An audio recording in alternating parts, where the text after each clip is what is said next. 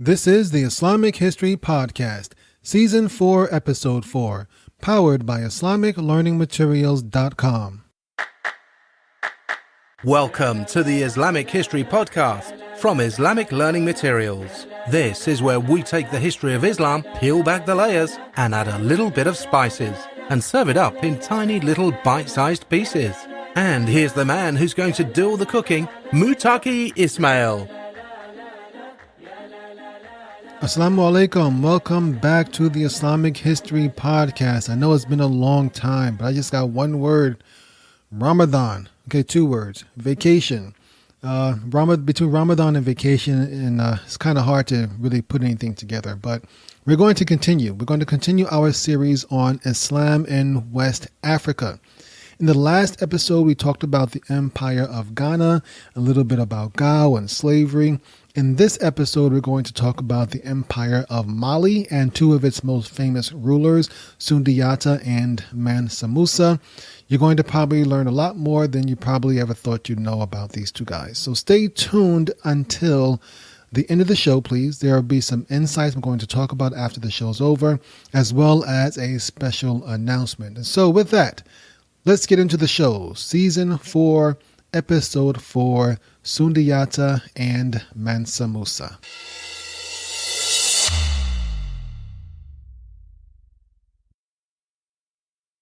Sumanguru and the Soso.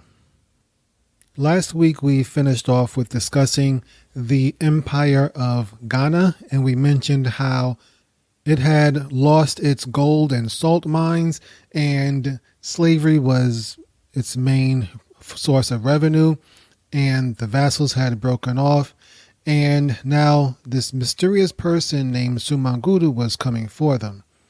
Before we get into the details of Sumanguru's conquest, let's talk a little bit about the blacksmiths of this part of Africa, of West Africa. The blacksmiths held a special place in much of West African society. They were seen as magicians in a way, magicians or sorcerers of sorts, because they literally brought metal out of the ground and could fashion it into all sorts of different weapons. And the blacksmiths, they were very secretive with their craft, and they held these things close to them, and they maintained a tight fraternity among themselves.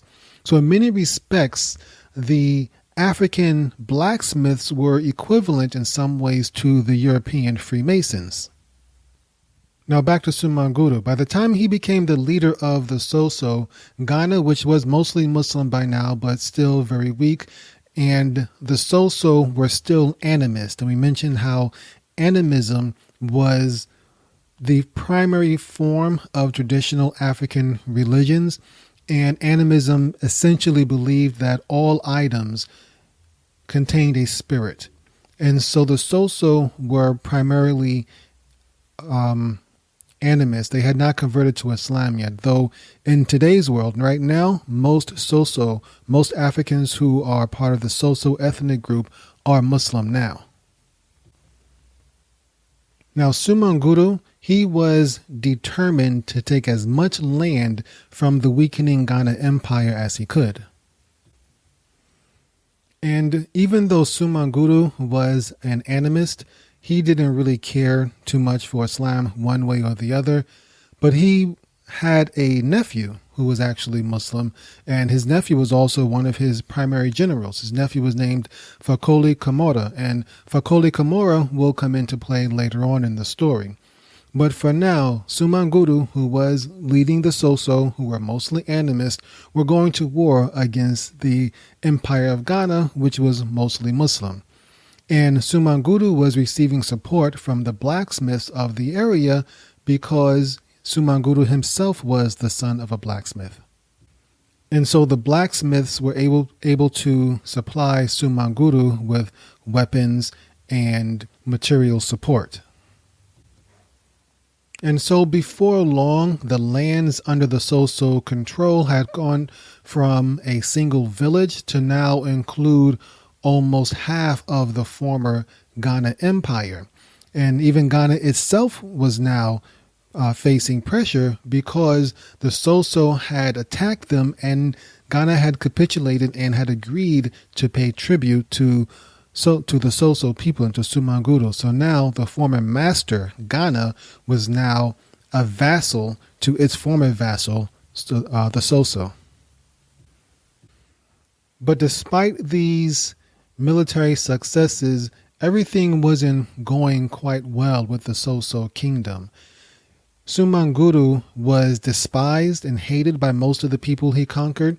He was a very cruel man by all accounts, and his armies killed indiscriminately. And he had also killed several leading Muslim families within the Ghana Empire.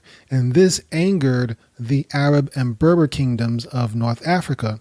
And they didn't want to do business with this, what they considered pagan dictator who was killing all of these Muslims. And so they stopped doing business with the Soso kingdom, and that form of revenue, that sort of revenue, began to dry up. And we mentioned how the primary source of revenue for the Empire of Ghana during its heyday was taxes coming from the caravans going back and forth between sub-Saharan Africa and North Africa.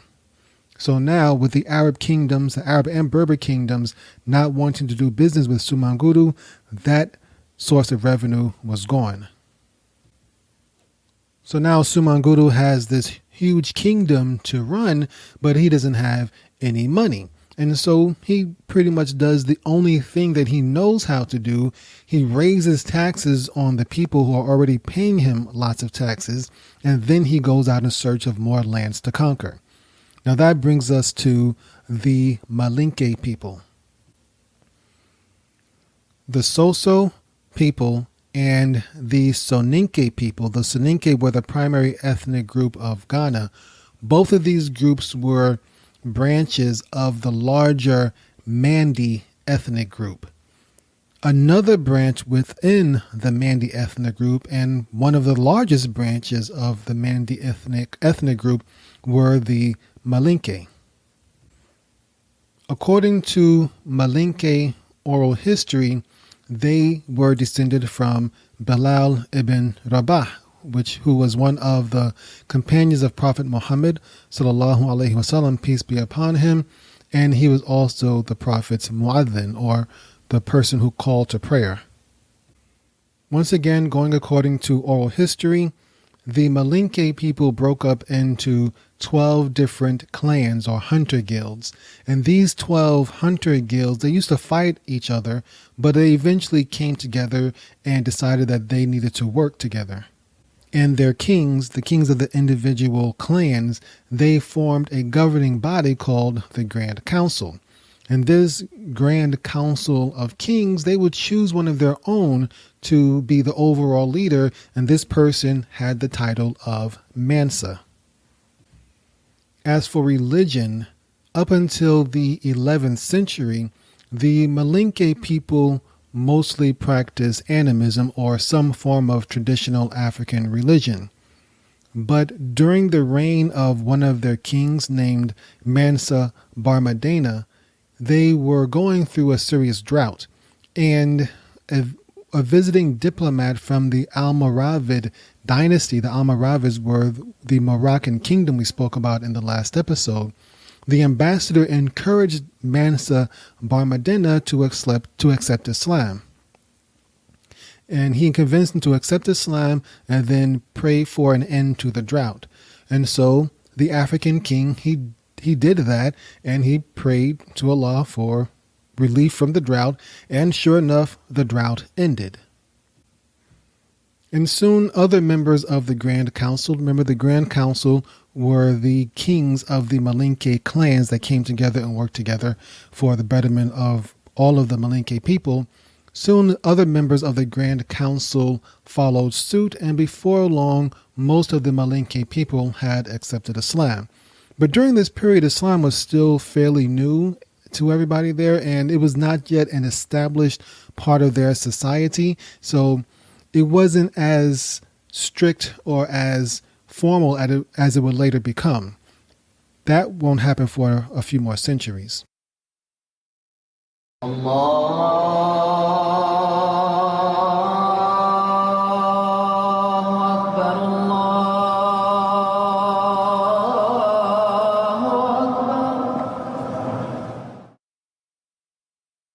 But this brings us to the Epic of Sundiata.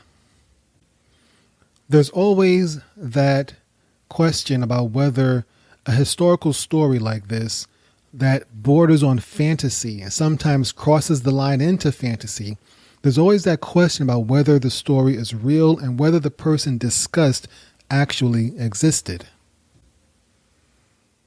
Except for the prevalence of Sundiata's story throughout West Africa, there's no proof whether he existed or not.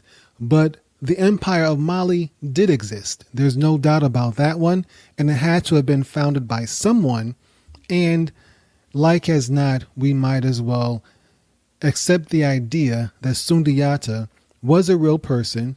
Perhaps there's a lot of fairy tale around him. Perhaps there is a lot of fantasy around him. But he was a real person and he did establish the Empire of Mali. So that's the way we're going to address his story. We're going to accept the fact that he was a real person and that much of the story around him may have been made up, but he did exist. And we're going to try to get the history of Sundiata's life and his exploits as best as we can from the existing stories, which is, once again, mostly oral history.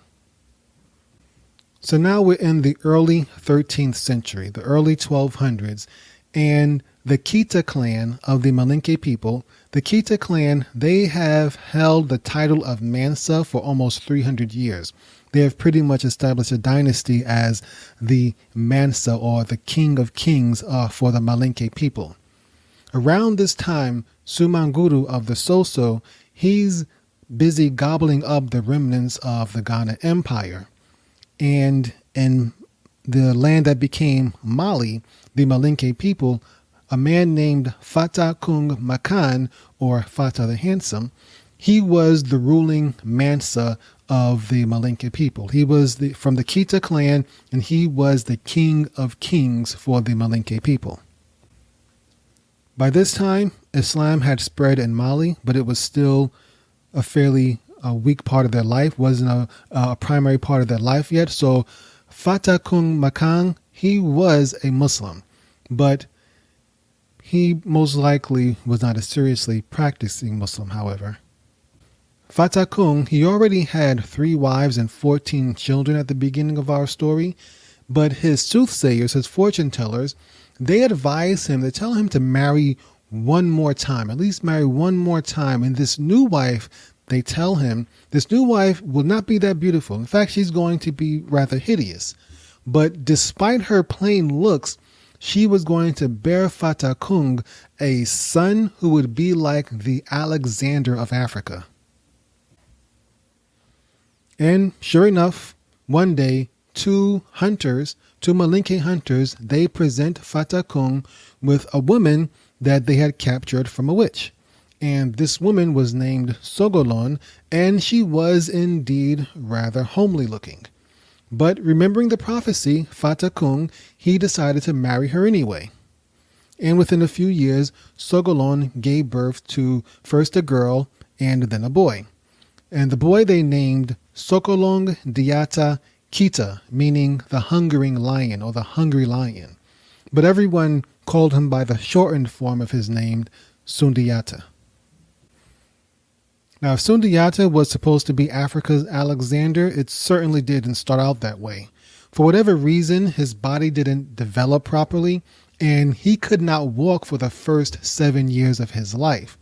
Now, perhaps this made him bitter, made him an angry person, but he had a hard time making friends during this time, and he was also known as a spiteful child. And Sundiata, in fact, he only had 2 real friends, his half-brother, Bukari, and his father's griot, Balafaseki. Remember, a griot was something like a historian, a storyteller, a bit of a soothsayer, and a singer who worked in service for the king.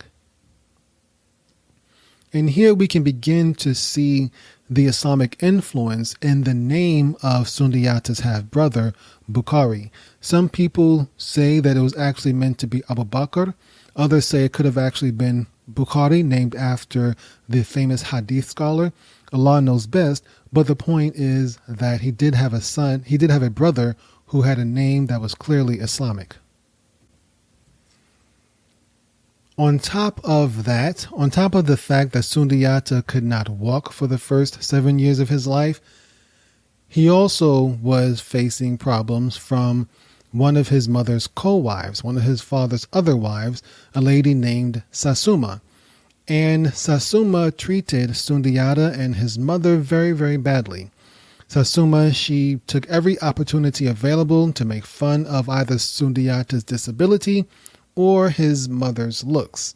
And all of this was perhaps propelled by the fact that Sasuma also had a son who was very close to Sundiata's age, and she really wanted her son to be the one to inherit from their father. Sundiata's father, Fatakung, he did what he could to protect Sundiata and his mother from Sasuma's cruelty, but quite frankly, he had bigger issues to deal with at this time because Sumanguru and the Soso, they had forced Fatakung and the Malinke to pay tribute. They were already paying tribute, but now Sumanguru wanted them to pay even more.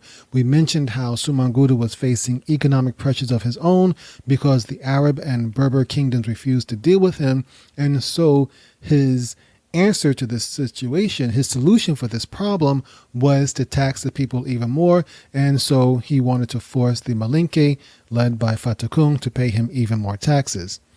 So Fatakung, he didn't want to pay any more taxes, and he sent his griot, Balafaseki, who was one of Sundiata's closest friends, he sent his griot to Sumanguru to try to negotiate some sort of compromise. However, when Sumanguru heard Balafaseki's beautiful oratory, he decided to keep the griot for himself. He just pretty much kept Balafaseki on his own, and so now Sundiata had lost one of his only two friends. And by the way, Sumanguru still wanted his money. He still insisted on the higher tribute. Sundiata was about 7 years old when his best friend, Balafaseki, was kidnapped by Sumanguru, and Sundiata was still crawling around in the dirt. The loss of his friend seemed to have sparked something inside of young Sundiata, and he became determined to learn to walk. And so he talked one of his father's blacksmiths into making him a pair of leg braces. And then with the help of his brother Bukhari and his sister Kokolon, we didn't speak much of her, but she will come into play later on, and his mother Sukulung, Sundiata eventually learned to walk. Now, once he learned to walk, everything changed for Sundiata. He was no longer bitter, and he started making friends with the other princes. He excelled at hunting, and remember, this was a society that was ruled by hunter guilds, so him being a great hunter, that made him a favored son.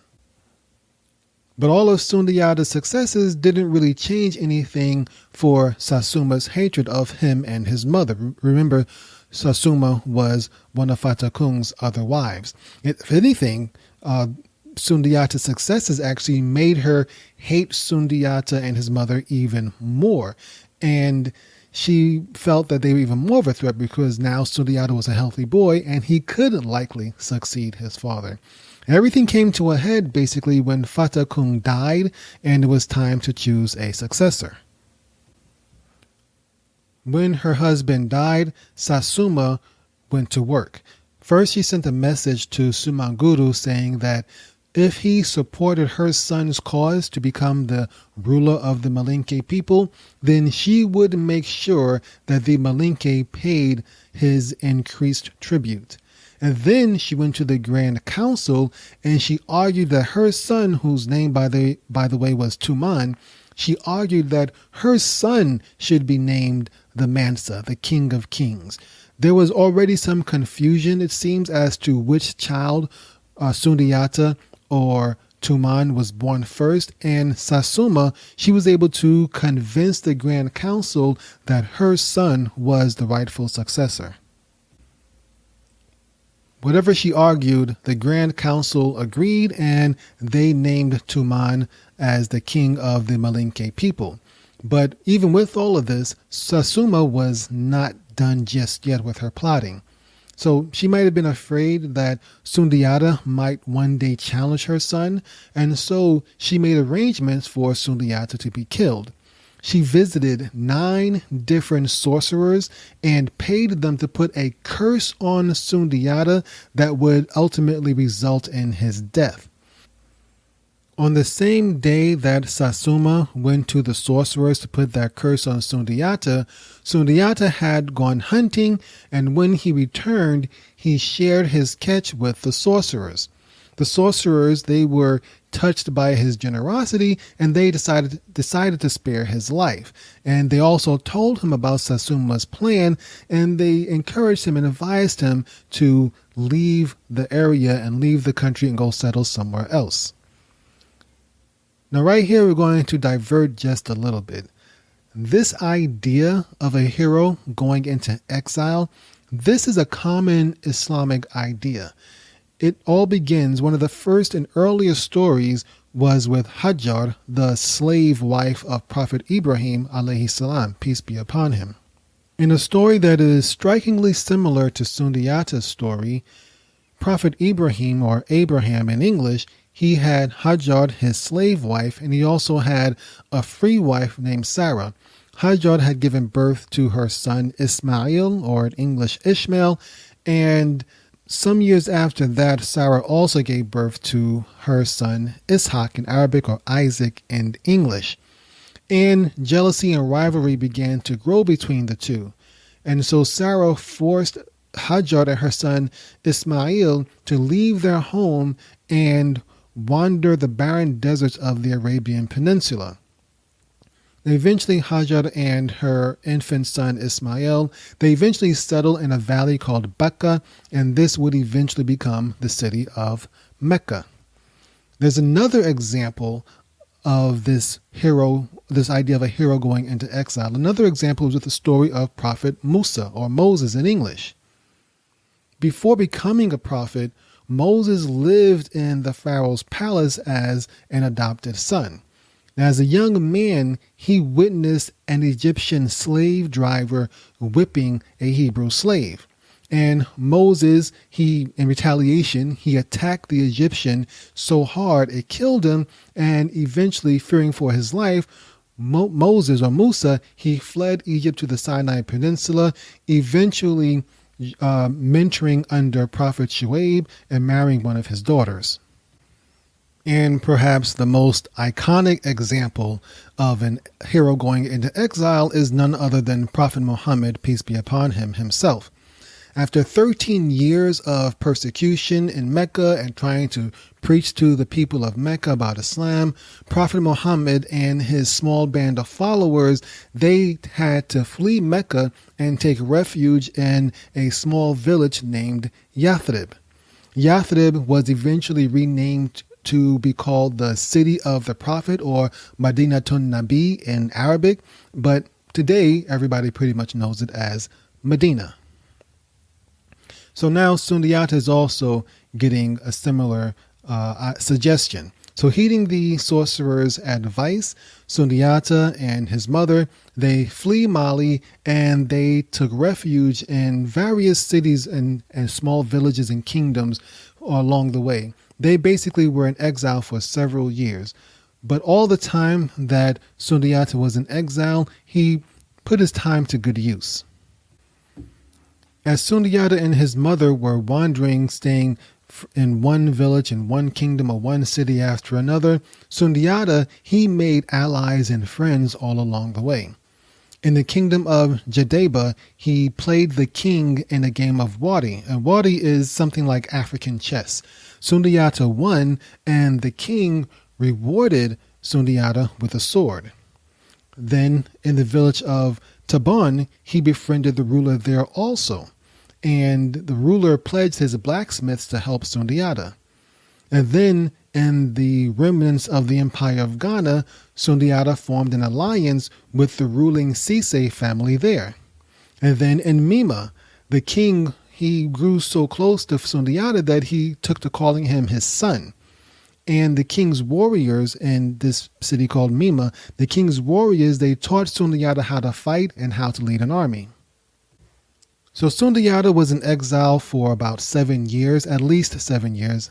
And during this period, however, relations back in Mali between the Malians and Sumanguru, they had deteriorated very, very badly. Now, perhaps the ruler of Mali, who, by the way, was Sundiata's half-brother, Tuman, perhaps he stopped paying Sumanguru's tribute. Perhaps Sumanguru raised the tribute again and Tuman refused to pay it. Whatever happened, Sumanguru invaded Mali, killed most of the princes, including Tuman, and was getting ready to take even more. So now Mali had no leader. Most of the ruling Kieta family had been wiped out by Sumanguru, and so the Grand Council of Mali, they sent a delegation to find Sundiata. They found him in Mima, that last place where he was learning to lead an army. They found him there and begged him to return to lead his country against Sumanguru. But Sundiata's mother had fallen ill, and he did not want to leave her side. But when she learned that her son was needed back home, she prayed for his success, and she died a little bit after that. And so now Sundiata was free to return back home and recapture the very people who had forced him into exile. Sundiata returned to Mali, and he was ready to fight for his country and free his people. But the people of Mali, they weren't really in any sort of condition to help him. They had been broken and defeated by Sumanguru, and so Sundiata couldn't really depend on his own people to help fight for their own freedom. Sundiata had to rely on all of these allies and friends that he had made during his time in exile. So in the early stages of this war against Sumanguru, almost all of Sundiata's cavalry and infantry and archers and almost all of them were foreign soldiers.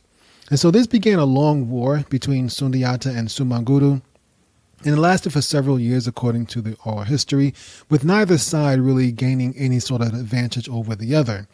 But the tide began to turn in Sundiata's favor when Sumanguru fell victim to his own lusts on 2 different occasions.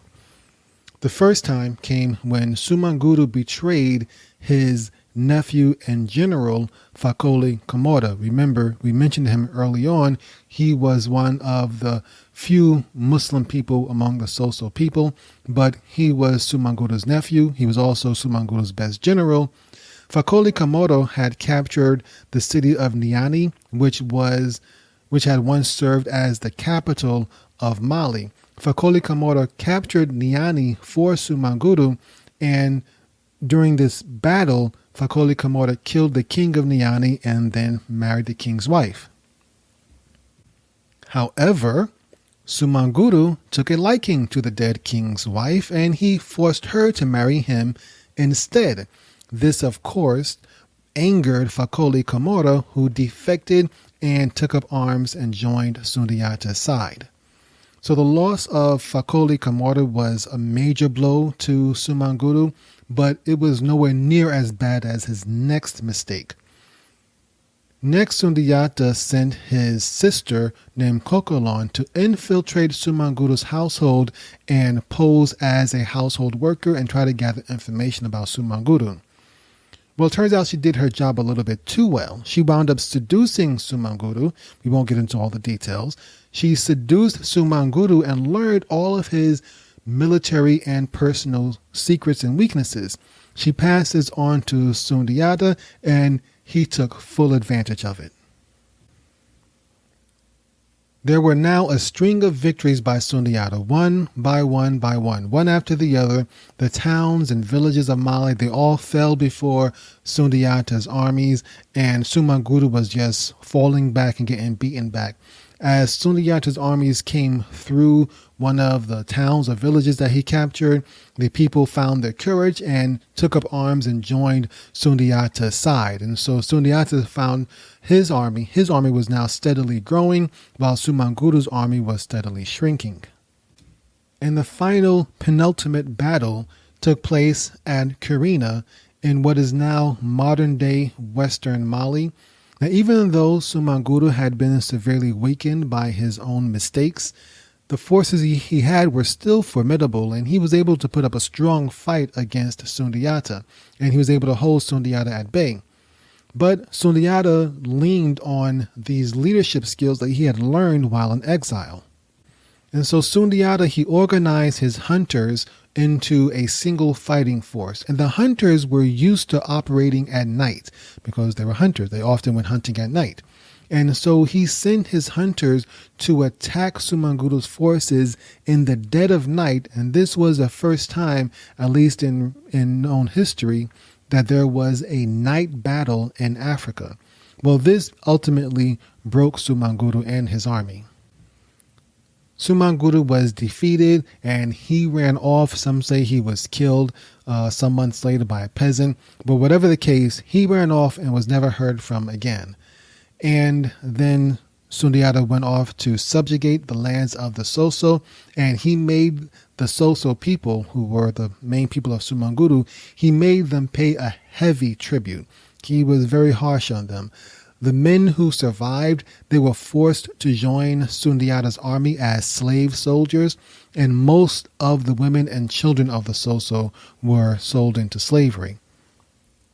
And most importantly for Sundiata, at least, he was reunited with his old griot friend Balafaseki, and Balafaseki immediately began composing songs for Sundiata. And so now this brings us to Mali as an empire.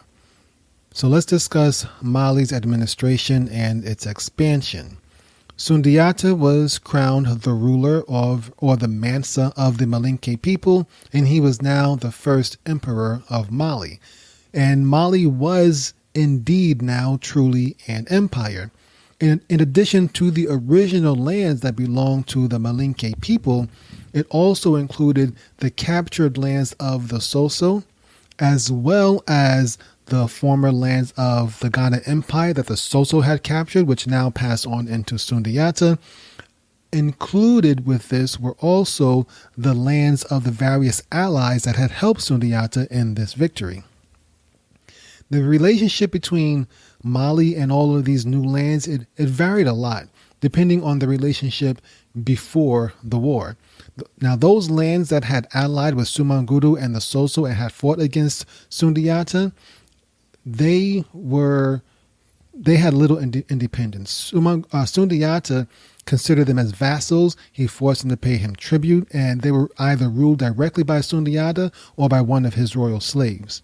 However, those lands that had allied with Sundiata against Sumanguru, such as Ghana and Mima, these operated more or less like a federation. It's kind of like a loose federation where they're very independent.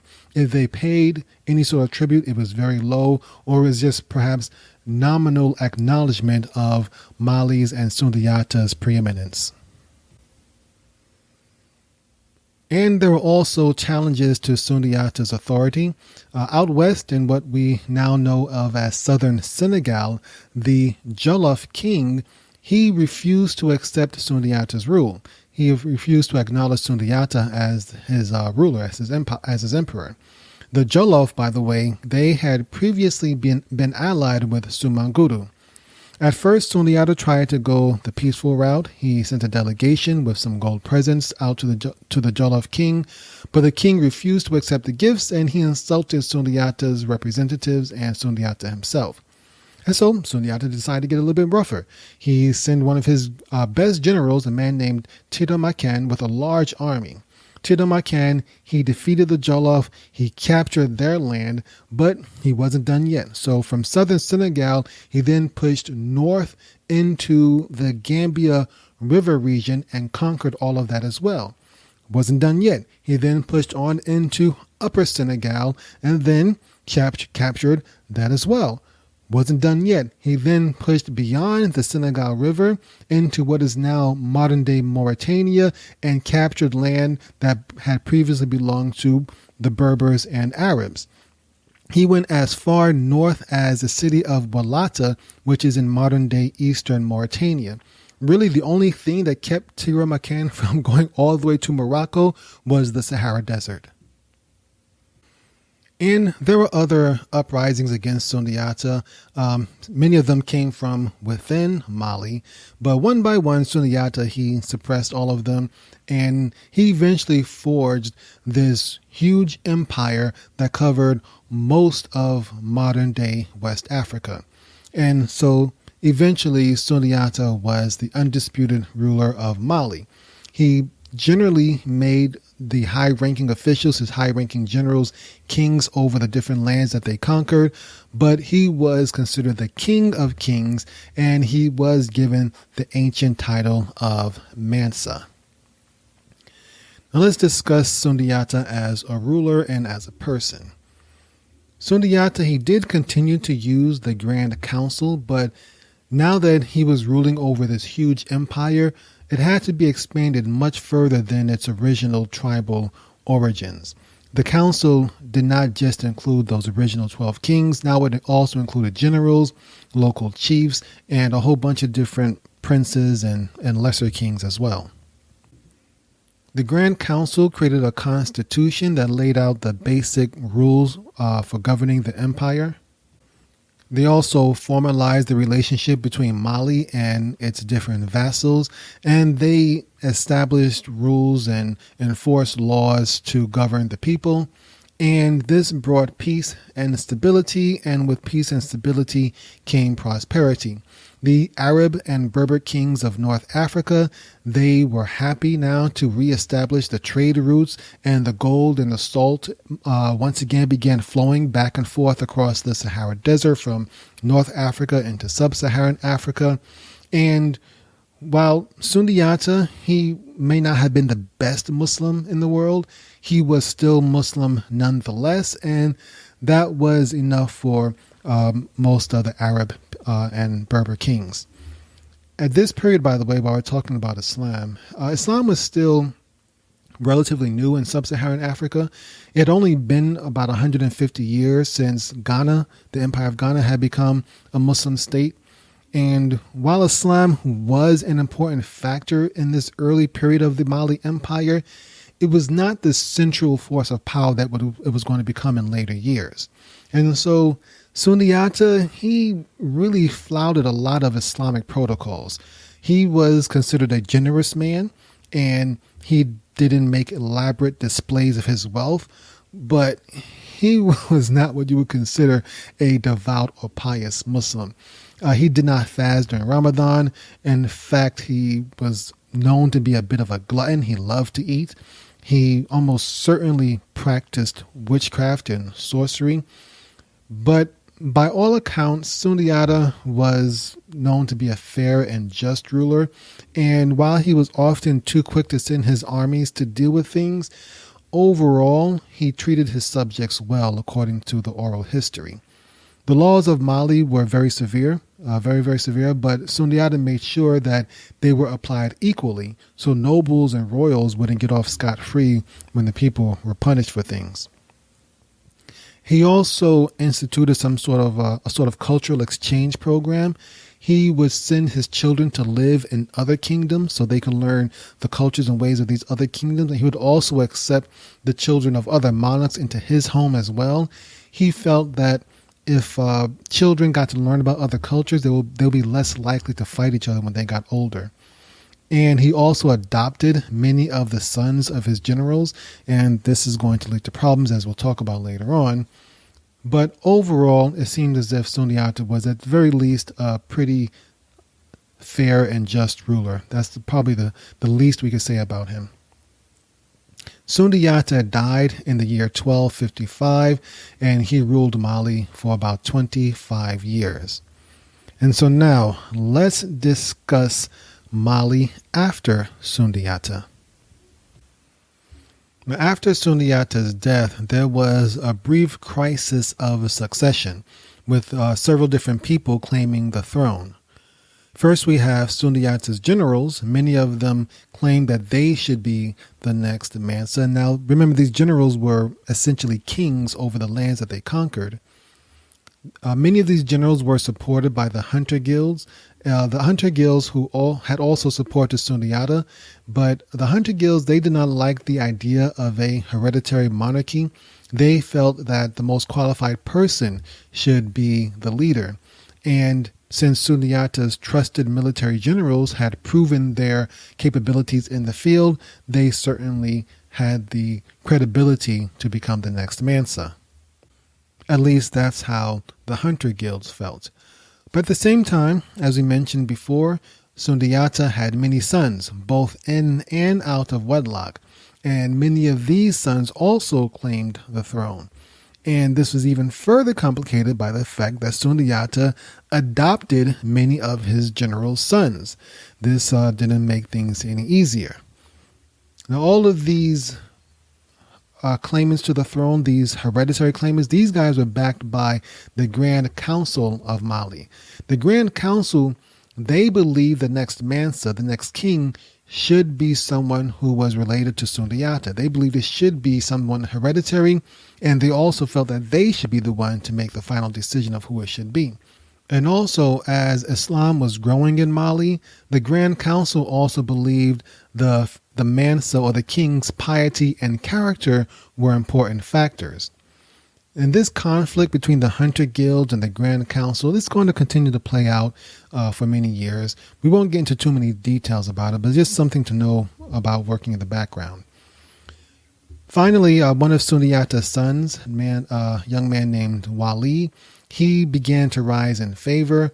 Wali was a much more devout person than his father was, and Ibn Khaldun had recorded that Wali had made Hajj, and by making Hajj, this raised his status with both the hunter guilds and the Grand Council, and eventually Wali was crowned as Mansa.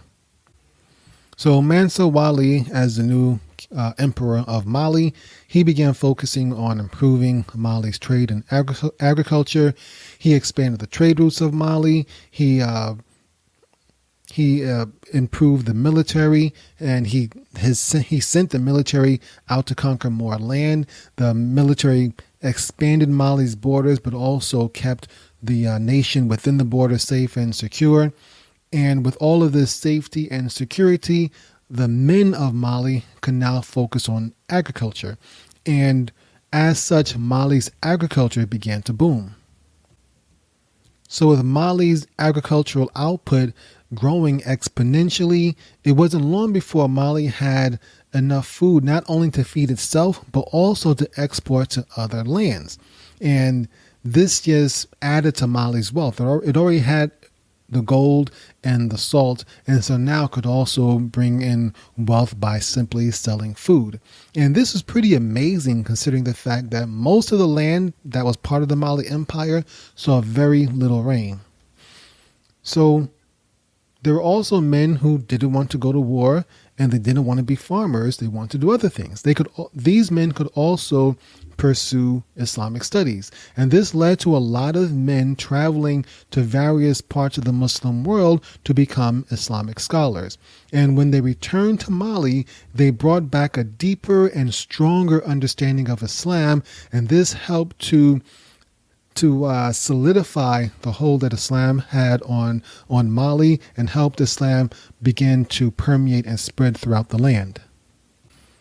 Mansa Wali, Sundiata's son, he died after about 15 years on the throne, and he was followed by a bunch of ineffective and pretty unremarkable rulers.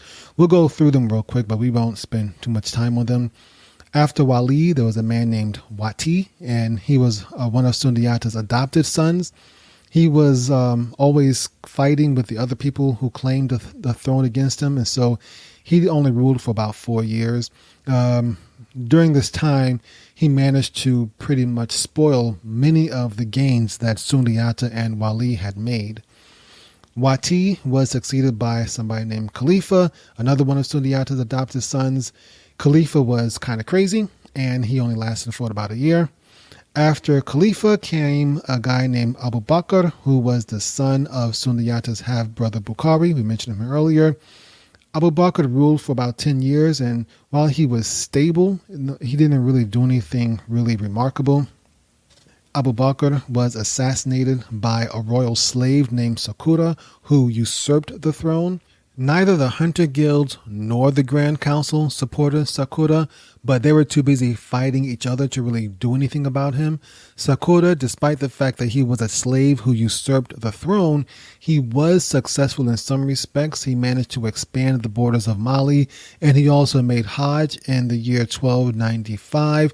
However, he died on his return back from Hajj under mysterious circumstances. After Sakura, Sundiata's nephew named Kwu became the next Mansa, but he only ruled for about 5 years. The most significant thing about Kwu was that he thought he could cross the Atlantic Ocean. And so he commissioned several hundred ships to make this journey across the Atlantic Ocean, to leave from the western coast of Africa and cross the Atlantic Ocean and see what was on the other side. However, the entire fleet was lost at sea, and Kwu never returned. However, there are stories that one of these ships was found in Cuba, or the remains of one of these ships was found in Cuba. However, we're not really sure if that's true. So after Kwu, he went on the journey himself. Kwu was lost at sea along with his fleet. He was succeeded by his son, Muhammad. Mansa Muhammad, he wanted to find his father. And so Mansa Muhammad chartered another 2,000 ships and left in search of his father, Kwu, who was, of course, lost at sea. Mansa Muhammad appointed his cousin Musa to be his deputy while he was gone. Well, Mansa Muhammad, his fleet was also lost at sea, never to return, and ultimately his deputy, Musa, was crowned as the new ruler and accepted the title of Mansa.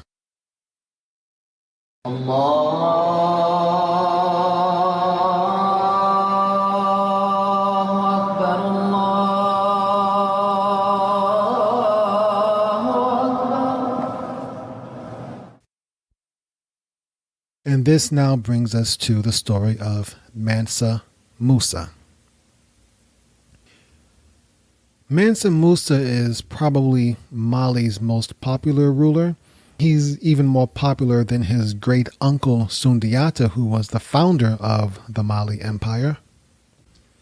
And just like Sundiata and most of the other Mali emperors, Mansa Musa was also from the Kieta clan. He came to power in 1307 and ruled until about 1332. We mentioned, of course, that the word Mansa means king. Many people think that Mansa is Mansa Musa's first name. It's not, it's his title. His actual first name was Kankan. And Kankan means the son of Kanku, and Kanku was the name of his mother. So his full name was Mansa Kankan Musa Kieta. But everyone pretty much just says Mansa Musa. Of course, Mansa Musa is most famous for his epic, and we do mean epic, Hajj pilgrimage that he took in the year 1324. Before we get into the details of the Hajj, let's discuss the motivation behind Mansa Musa's famous Hajj pilgrimage. Why did he make this pilgrimage? And why did he go to such lengths to make it such a memorable and epic Hajj pilgrimage? There are many reasons. First, there is speculation that Mansa Musa was seeking atonement for some crime he had committed in his past, and some people even believe that he may have been either directly or indirectly or accidentally responsible for the death of his mother. So he may have made Hajj in part to repent for that sin, or maybe it was an accident, who knows, but maybe he just felt guilty about it. There's also, of course, the obvious fact that in an empire where Islam was becoming more important, if he made Hajj, this would portray Mansa Musa as a righteous ruler. And this was something that he was very keen about, considering the fact that the Grand Council expected the ruler to be a righteous and pious Muslim. And then, of course, we also have to take into account the religious obligation of making Hajj.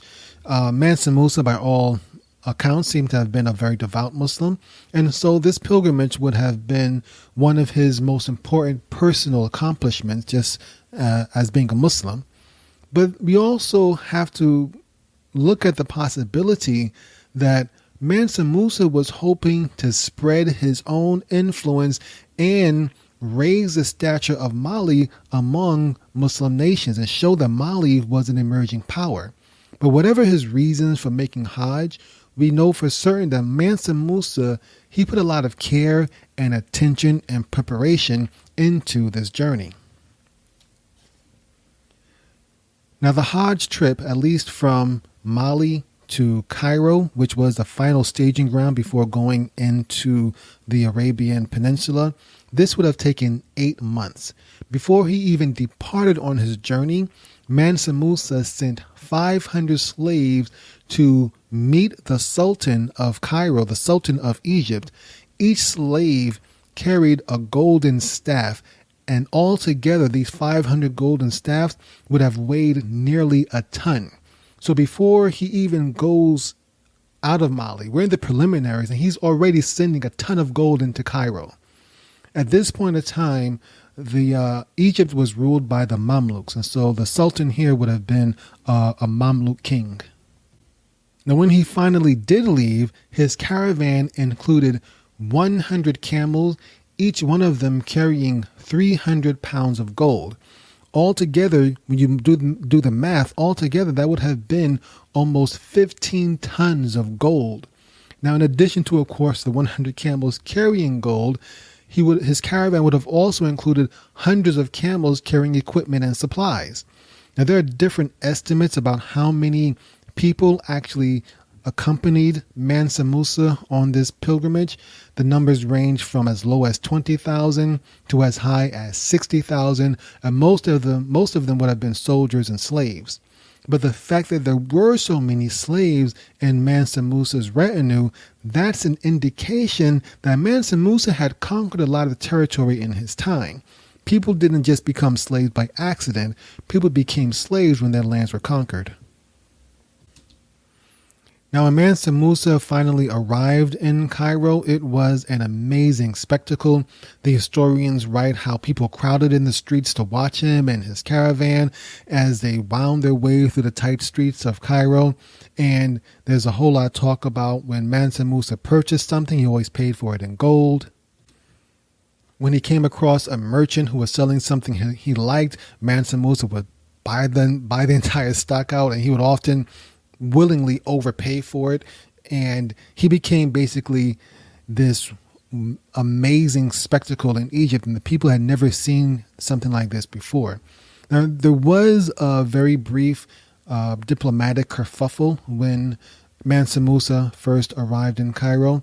He was a guest, once again, of the Mamluk Sultan, and to his surprise and probably to his embarrassment as well, the Egyptian royal advisors suggested that Mansa Musa kneel down and kiss the ground before the Sultan's feet. This must have been some sort of cultural thing that they were doing. This is not an Islamic practice. But Mansa Musa refused to do so. His reasoning was that, first of all, I'm a king too. Secondly, my land is bigger than yours. The lands I control is more than yours. And third of all, I got more money than you. So Mansa Musa was not trying to kneel down before this king, this Sultan of Egypt. Ultimately, the two people met and they worked out some sort of compromise where they just treated each other as equals. But still, Mansa Musa and his caravan, they were just spending money and gold like crazy in Cairo.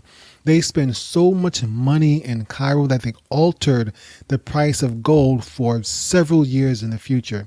In fact, 12 years later, 12 years after Mansa Musa's pilgrimage, the effects of his spending was still being felt in Egypt because he had spent so much gold there. He had single-handedly depressed the price of gold in Egypt. Now, a lot of fuss is made about Mansa Musa's pilgrimage and all the gold he spent and the spectacle he made in Cairo, but there is also a darker, not so pleasant side to his trip. Now, after his time in Cairo, Mansa Musa and his caravan, they then crossed over into the Arabian Peninsula and headed south towards Mecca to perform the actual rites of the Hajj. The actual pilgrimage itself seemed to have gone pretty well. I'm not aware of any bad things happening there, but it was on the return to Cairo that things started to go a little sideways. For some reason, Mansa Musa's caravan got separated from the guide that the Sultan had provided for them, and the caravan got lost and wound up wandering through the desert for several days. Even though they were lost, the Mali caravan, Mansa Musa's caravan, they knew to head west, and so they would always head in the direction of the sunset, knowing that their land, Mali, was west of Mecca. But during this period of time while they were lost in the desert, many of Mansa Musa's soldiers and slaves and his camels were killed, either by exposure, or from heat exhaustion, or many of them were kidnapped and killed by local Bedouin tribes in the desert. Finally, Mansa Musa and his caravan, they make it back to Cairo, but Mansa Musa's problems weren't over just yet. During his previous time in Cairo, he had spent most of his gold, and then he lost the remainder of it while he was lost in the desert. And so this time, when Mansa Musa returned to Cairo, he was kind of broke, and the people of Egypt were not so welcoming to him. In fact, Mansa Musa was so broke now when he returned to Cairo that he had to start borrowing things from the local Egyptians. And the Egyptian merchants, they took full advantage of it. They overpriced him and overcharged him for pretty much everything they could. But there wasn't much that Mansa Musa and his caravan could do because they were foreigners, they were in a desperate situation, and they were also ignorant of local customs and prices. Despite Mansa Musa's generosity and all the money he spent the first time around, the Egyptians, they just took advantage of him. And the Malians, Mansa Musa and his caravan, they were kind of naive in the fact that they expected the Egyptians to treat them better and to treat them righteously as being fellow Muslim brothers, and they expected them to behave a certain way.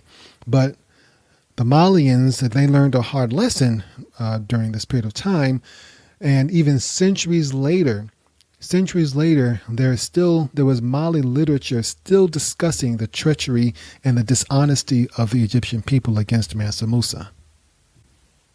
Now, this is not to say that all of the Egyptians were bad. The Mamluk Sultan, who was Egyptian, by the way, he was actually still kind, and he still helped Mansa Musa. He provided Mansa Musa with lodging and some supplies. He also gave Mansa Musa several Ethiopian and Turkish slaves to replenish those that he had lost while wandering in the desert. And there were also several Arabs who volunteered to return to Mali with Mansa Musa. They may have done this for cultural exchange, maybe to learn more, maybe to get some sort of position within the government. But whatever the case, Mansa Musa wound up returning to Mali with a much more diverse group than he had left with. And amazingly, despite all the difficulties that Mansa Musa had during this return trip from Hajj, he still found the time to expand his empire. He swung by Gao, which is in current modern-day eastern Mali, and he conquered that city, but he did it peacefully. He just arrived on the doorstep of Gao with his 60,000-member caravan, and the people of Gao capitulated and promised to pay him tribute, and in return, he built a mosque for them. Mansa Musa then went on to Timbuktu, and the same thing there. He took his whole caravan there, and once again, the people of Timbuktu, they also capitulated peacefully. No swords drawn, no blood was spilt, and Mansa Musa, he accepted their tribute and their vassalship, and he rewarded them by expanding the mosque there in Timbuktu. He continued going on his route back to his home city in Mali, and along the way, he captured various cities and towns and villages along the way. And every time, according to the story, every time he captured a new city, he would either build a mosque there or expand whatever existing mosque they already had.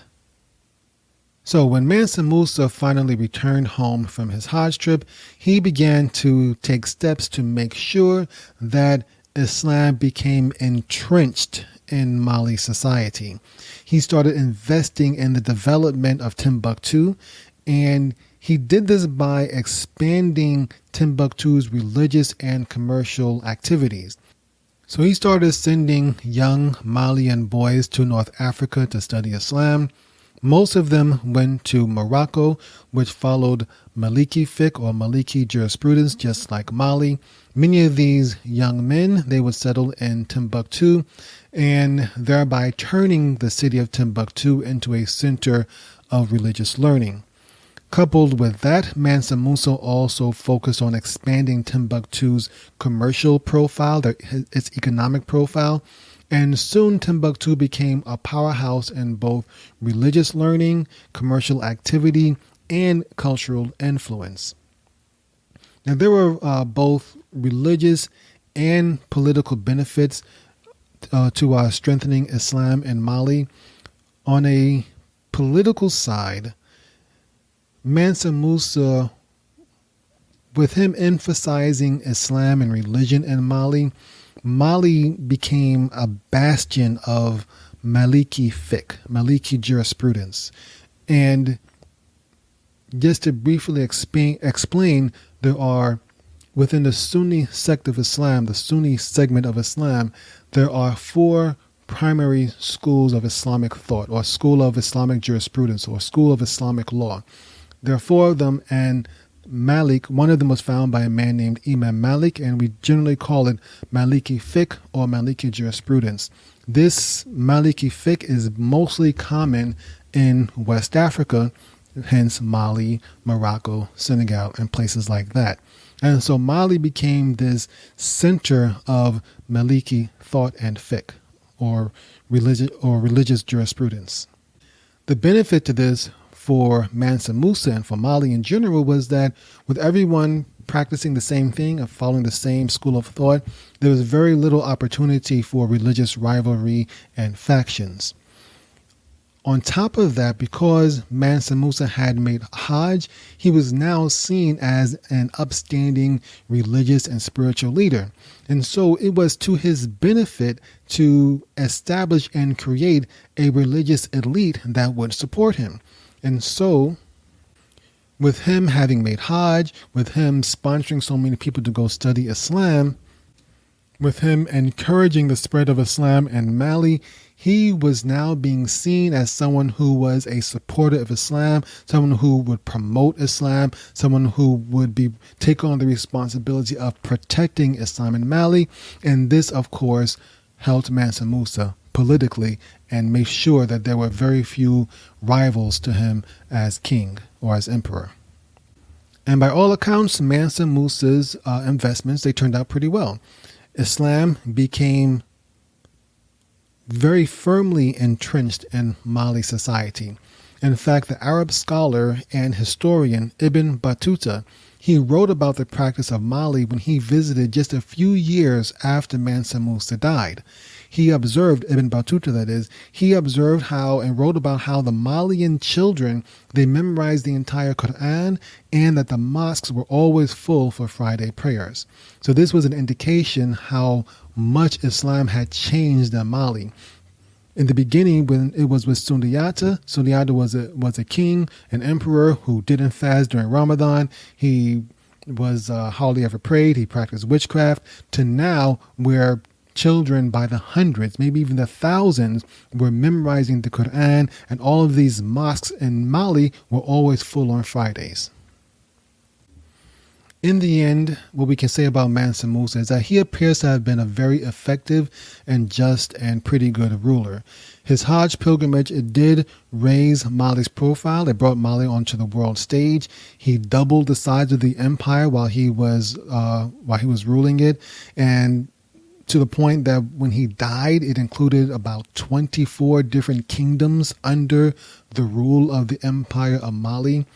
And by the time Mansa Musa died, Mali was actually larger than Europe. It was actually larger than Europe, and the second largest empire in the world at that time, second to only the Mongols. Mansa Musa himself, he died in 1332, and he was still a fairly young man. He was succeeded by his son Muhammad, who also was young, and Muhammad had a young son, but Mansa Muhammad didn't last very long. He died a few years after that, and Mansa Muhammad was succeeded by Mansa Musa's brother named Suleiman. So Mansa Suleiman, he ruled for 24 years, and it was during Mansa Suleiman's reign that Ibn Battuta came through and visited Mali.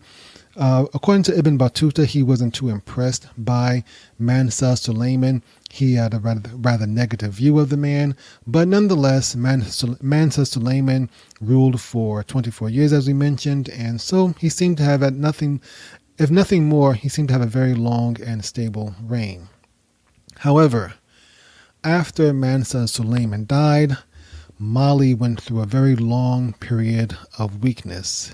Mansa Suleiman died in the year 1360, and by 1390, just 30 years later, Mali's vassals were beginning to rise in rebellion. One of the first vassals to leave were the western provinces along the Senegal River.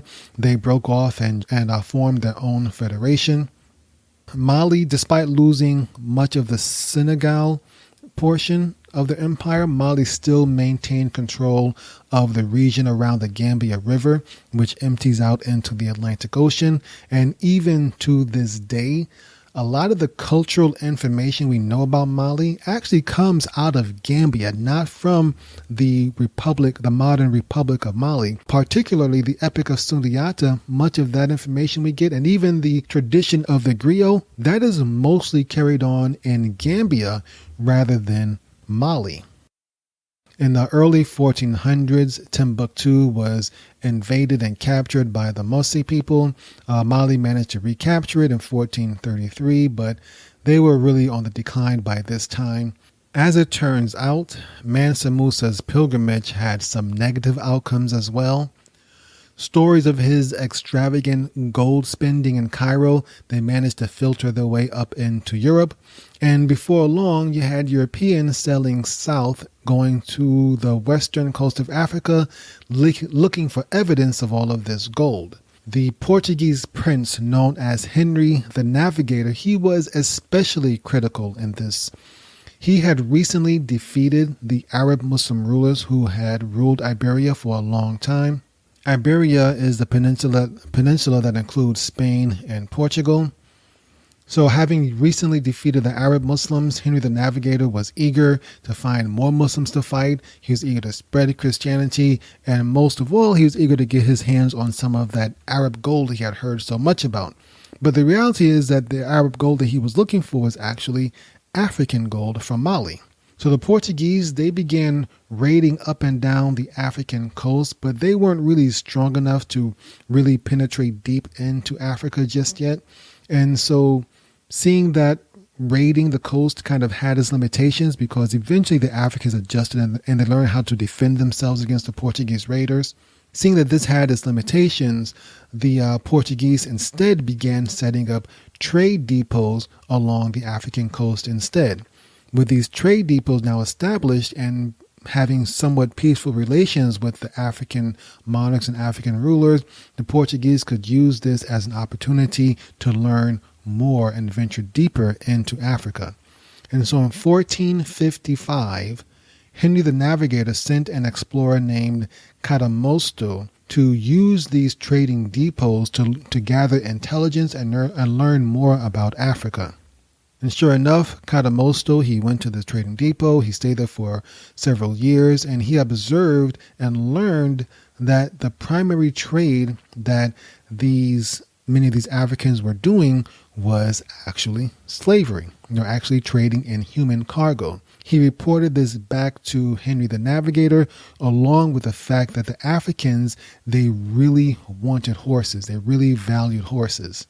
And so with this information, Henry the Navigator, he set up a network between Portugal and the western coast of Africa, trading slaves for horses back and forth. 37 years later, Christopher Columbus crossed the Atlantic And a few years after that, Portugal has set up its first colony in the Americas in what is now Brazil. And before long, the Spanish and the Portuguese were shipping African slaves across the Atlantic.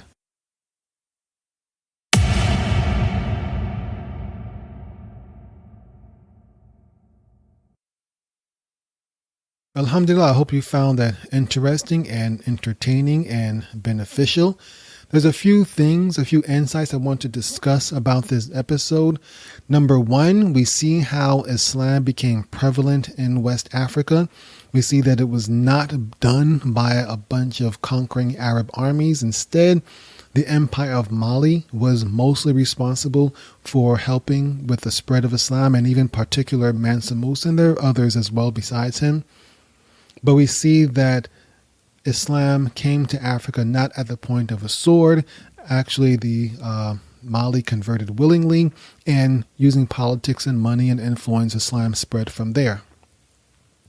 But we also see on the downside that Mali's successes also attracted the Europeans.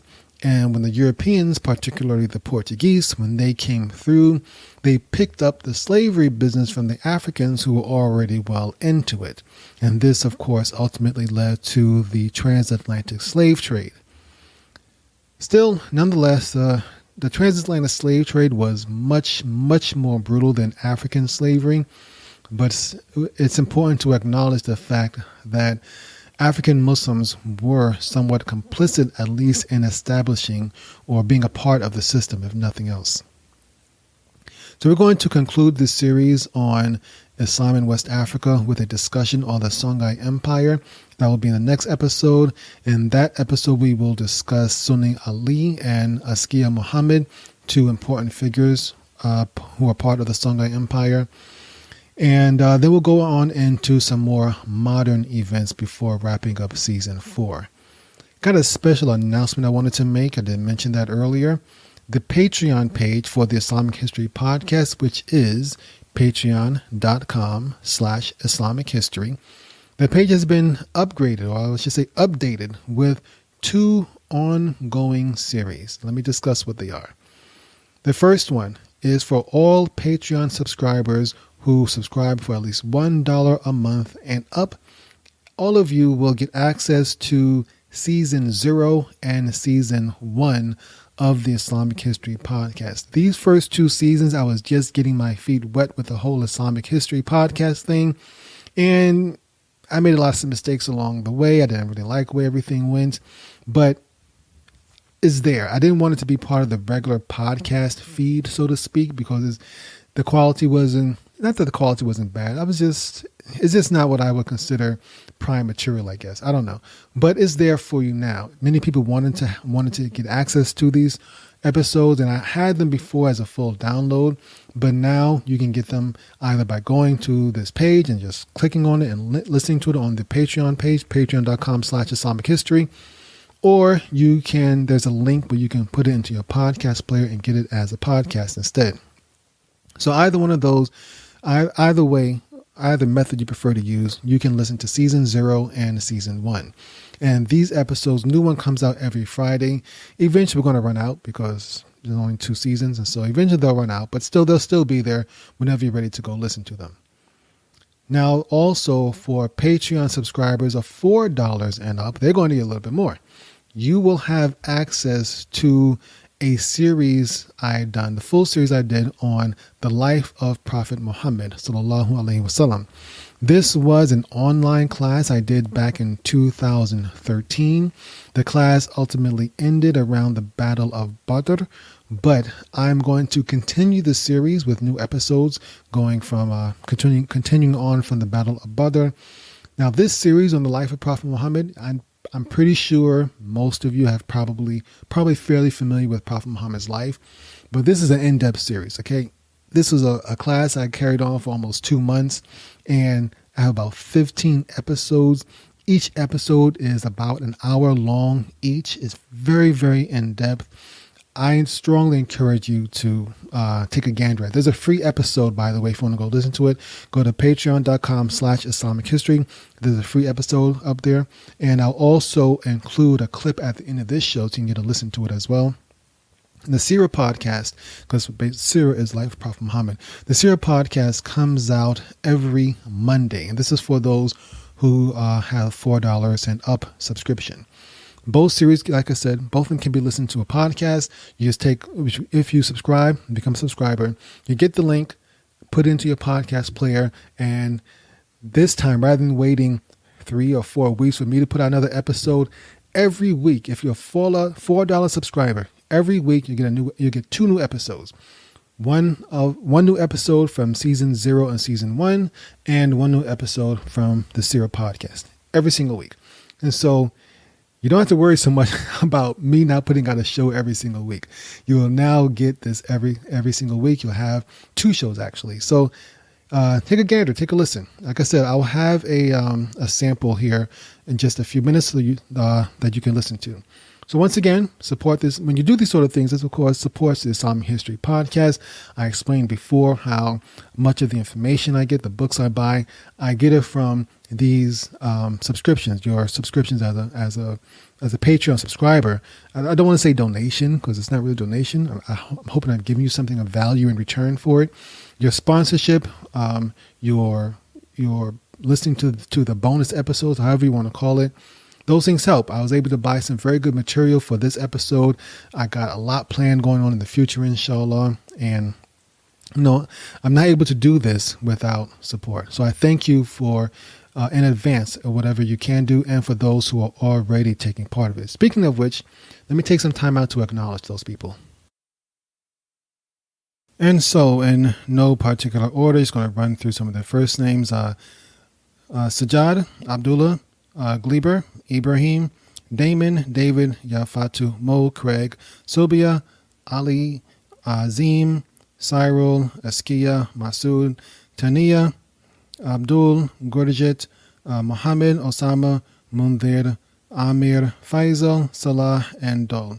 Alhamdulillah, thank you all for your contributions and your support of the show. Couldn't do it without you. And so we're going to wrap up this episode now. And here you go. Take a listen to a little bit from the Sirah podcast. Until next time, Assalamu alaikum wa rahmatullahi wa barakatuhu. Hamza ran to where the attack was going and began to hit Abu Jahl with his bow and began to attack him. And so you're hitting him or you're attacking him, talking about Abu Jahl attacking Prophet Muhammad. You're attacking him because of what he believes. I believe in the same thing as well. And Abu Jahl, he respected Hamza because Hamza had a very fierce and strong personality. So Abu Jahl, respected him, and rightfully so. And also this statement now, he didn't want to lose someone of Hamza's stature to Prophet Muhammad's side. So Abu Jahl, he apologized and immediately began to try to smooth things over with Hamza. But Hamza had already said it now. The cat was out the bag. So at first, Hamza had said this in the heat of anger and, just out of impulse, because he saw his cousin and his relation being harmed. And so he had said it initially. His initial statement of belief was more or less just to get at Abu Jahl and get Abu Jahl off his cousin and get back at him. So he had to really ponder about it for a little while afterwards if he knew what he was getting into. He wasn't quite sure if he was ready for this or if he really did, but if he really did believe. But Allah confirmed faith in his heart. And Hamza soon, a few days later, his faith became sincere, and he became a sincere follower. And he wound up making the Hijrah of Prophet Muhammad and wound up becoming martyred in the Battle of Uhud, which will come up later, inshallah. So definitely his faith was sincere. But yes, initially, because he had done this impulsively and out of anger, what he saw Abu Jahl doing to Prophet Muhammad. So Hamza became a very strong ally in the ranks of the Muslims. But even greater than that was the conversion, and perhaps the most popular conversion of all, the conversion of Umar ibn al-Khattab. He was probably about the 40th person to accept Islam. And this conversion of Umar ibn al-Khattab really elevated the Muslims, their stature to another level when Umar ibn al-Khattab joined the Muslims and he converted. Now, first, Umar ibn al-Khattab was, amongst all the other pagans, he was, persecuting those people from amongst his family who became Muslim, or the slaves who were under his control who became Muslim. He was right along with him. He wasn't as bad as attacking the Prophet in the precincts of the Kaaba. He wasn't that bad, but the people within his own household, within his family, or who were under control of his family, yeah, he did persecute them and beat those people who became Muslim. There's a report that he had a slave girl who became Muslim, and he would beat her and beat her and beat her. He only stopped because, as he said, he was only stopping not because he took pity on her. He told her this: "I'm not stopping because I take pity on you, but because I'm just too tired to beat you anymore." And so he stopped only because of that. So he was involved with the persecution also, but at the same time, he was upset about the discord and the tears and the rips in the family fabric that was happening in Mecca at the time. He was upset about the families fighting against each other and people turning out their own people from the family. And he was really upset about all the problems that were happening, people leaving Mecca and moving to Abyssinia, and all these sort of problems that were going on in Mecca. And he, using his logic, he brought it all back down to the source of all this. The source of all these problems was Muhammad. He brought it all back to Muhammad, said this is all his fault, this is all him coming up with all these problems. And so the best way to stop all this is to just get rid of Prophet Muhammad sallallahu alaihi wasallam. And this was his plan. And the Quraysh encouraged him to go ahead and just end this whole thing. The Quraysh were pretty much most of the other Quraysh were too afraid to kill Prophet Muhammad sallallahu alaihi wasallam because they didn't want his family to exact retribution against them. But Omar was the type who didn't really care about that sort of thing. Omar, as you'll see, we'll talk about his character later on. And his character was similar to Hamza's. He was not one to back down from a challenge or from a fight. He was very wise. Now, he wasn't a fool, but he was not one to back down from a fight whatsoever. So, according to the most popular story of his conversion, he took a sword and he went marching through Mecca to go to Prophet Muhammad sallallahu alaihi wasallam and kill him and end this whole mess once and for all. As he was going along the way, one of the companions who had become Muslim, whom he didn't know had become Muslim, stopped and asked him, "Where are you going with your sword, Omar?" Because Omar was walking rather, determinedly, and he had a sword in his hand. And if you saw somebody walking down the street right now with a gun in their hand, you ask, "Man, what are you doing with that gun?" Or unless you ran away, but if you knew the person, you ask, "What are you doing with that gun?" So the same thing, asking, "What are you doing with that sword, Omar?" I'm going to say he's going to go and kill Prophet Muhammad sallallahu alaihi wasallam, or he didn't call him Prophet Muhammad, but he said, "I'm going to kill Muhammad and end this fitna, in these trials that are happening in Mecca." He said, "Well, before you go and attack someone else's family, maybe you should go straighten out what's happening in your own household." And he told him that his sister, Fatima ibn Khattab, no relation to Fatima ibn Muhammad, not the daughter of Prophet Muhammad sallallahu alaihi wasallam, but Omar's sister, her name was just Fatima ibn Khattab. She had become Muslim also, and she had married another Muslim named Sa'id ibn Zayd. So he said, "Why don't you go take care of your own family rather than before you go ahead and try and straighten someone else's family first?" And when Omar heard this, that his own sister had become Muslim, remember, many people didn't know. Many people were still keeping their conversion secret. So everybody didn't know who was open and all, and many people were still praying or doing their worship at Darul Arqam. So many people who hid their conversion for various reasons. So when Omar heard this, he was really hot and mad, and he went straight to his sister's house. And he went there and he opened the door, and he saw his sister and her husband sitting there reading Quran. And even though he didn't know what the Quran was, the Quran has a unique sound. When he heard them reciting the Quran, he just went off on them, and he began to beat them and hit them and just pummel them. And Omar was reported to be a pretty big man. And as time goes on, people tend to get taller. So people of our time are generally taller than people, say, 100, 200, 300 years ago and going on back. As nutrition gets better, humanity typically gets bigger, and of course sometimes even wider as well. So, but Omar, however, was reported to be over 6 feet tall, which was tall for an Arab at that time. And so he was a pretty big guy and very sturdy, very strong. He was very young as compared to Prophet Muhammad sallallahu alaihi wasallam. He's about, I'm thinking, somewhere between 20 to 15 years younger than Prophet Muhammad sallallahu alaihi wasallam. So if Prophet Muhammad was around his late 40s at this time, Omar was probably in his late 20s. So when he saw this, what was happening, when he saw his sister and his brother-in-law reading the Quran, he began to pummel them and beat them, and they couldn't do anything about it. They just had to sit there and take their licks until his sister just got fed up and said, "You're hitting us because of what we believe, and go ahead and kill us." And when she said this to him, that kind of shook him out of his rage, and it made him calm down, and he realized what he was doing. It's like, you imagine everyone gets mad at times, and when that temporary moment of madness or anger, I won't say madness, because madness indicates insanity, but that madness is more or less rage or being furious in anger. When that anger's, when it flicked off and it subsided, he looked at the carnage he had caused, his sister and his brother-in-law laying down in front of his feet, bloody and bruised and everything. It kind of shocked him. It was like, my God, I can't believe I did this. And it softened his heart, and he felt both ashamed and remorseful for what he had just done.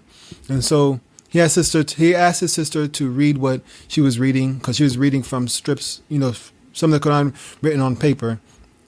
He asked to read what she was reading, but she refused to let him read until he had cleansed himself. So he went and made wudu at the time. Don't believe all the rules of wudu were revealed at the time. So most likely he probably just did something similar to like a ghusl as of right now, a full bath. He came back and he read Surah Taha, and we're going to read that right now. Bismillahir Rahmanir Rahim. Taha ما أنزلنا عليك القرآن لتشقى إلا تذكرة لمن يخشى تنزيلا ممن خلق الأرض والسماوات العلى الرحمن على العرش استوى. Translation of that is, Taha, have we not sent down to you the Quran that you be distressed?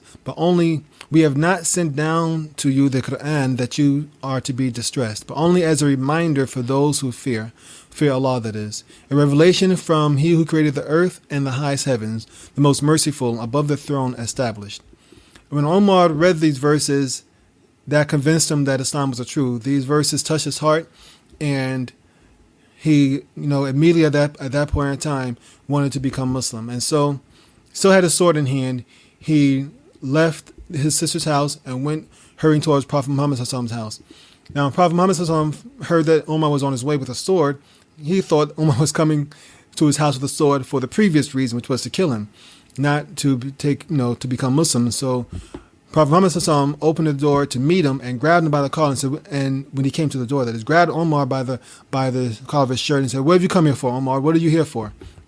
And Omar said, "I came here to take Shahada, or to bear witness that you are the messenger of Allah." And Omar took Shahada and became Muslim. And that was a turning point for both the Muslims and the Quraysh. For the Muslims, a turning point in that now with Omar, he gave the Muslims courage now that he was